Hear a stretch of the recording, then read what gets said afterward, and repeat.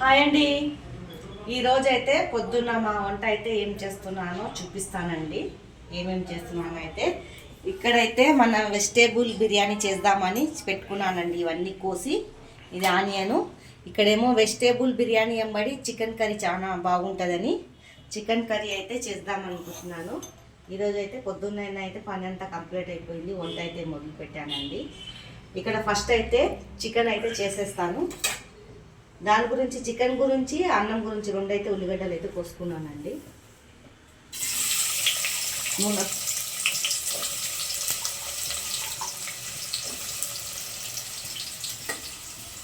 ఈరోజైతే మా ఇంట్లో మా లంచ్ అయితే స్పెషల్ అయితే ఇదే అండి.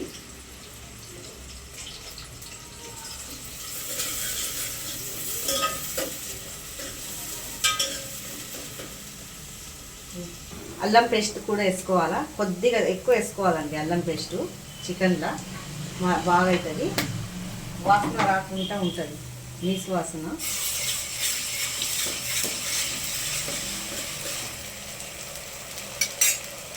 పచ్చి వాసన పోయే వరకు జర వేగాల. తర్వాత పసుపు,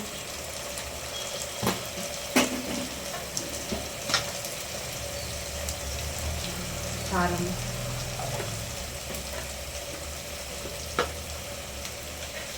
మనకు రుచికి సరిపోయేంత సాల్ట్,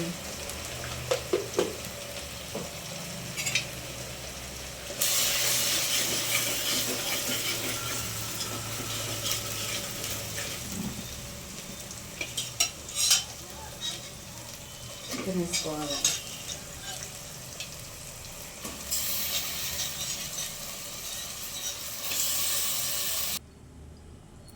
ఈ అన్నంకి ఉల్లిగడ్డలు అయితే వేసుకుంటున్నానండి. ఫ్రై అయిపోవాలి రెడ్గా. ఇక్కడైతే పక్కకైతే చికెన్ అయితే పెట్టుకున్నాను కర్రీ. ఇక్కడ పక్కకైతే కర్రీ అయితే అవుతుంది.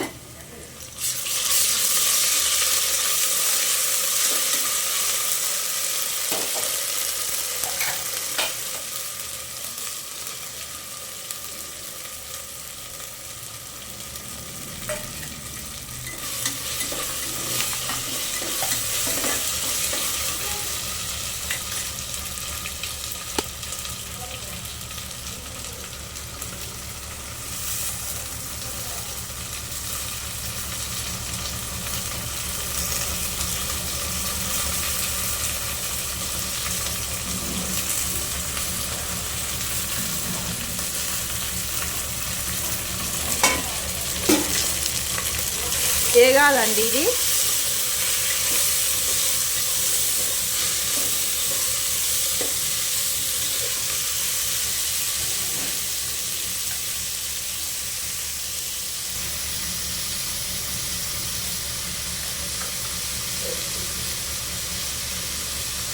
ఇది ఇంట్లో వాడే బియ్యమే తీసుకున్నానండి నేను.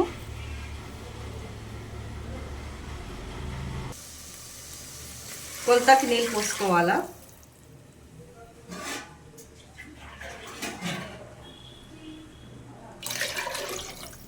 నేనైతే దీంతో ఒకటి తీసుకున్నానండి బియ్యము, 2 అయితే నీళ్ళు పోసాను దాంట్లో. తర్వాత ఇక్కడ బియ్యం అయితే వేసుకోవాలా.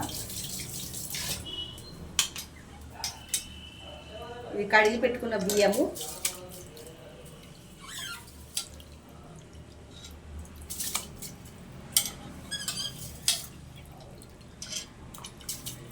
ఈ కుక్కర్కి అయితే ఇక మూత పెట్టేయాలండి. బియ్యం వేసేసాక కలిపేసి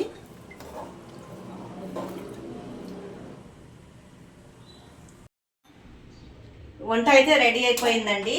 ఈజీగా చేసుకోవచ్చు.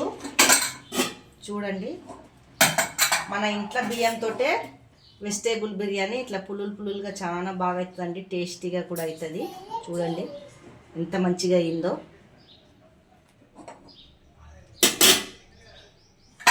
ఈ రెసిపీ మీకు నచ్చినట్లయితే లైక్, సబ్స్క్రైబ్ అయితే చేసుకోండి. కర్రీ కూడా ఉంది.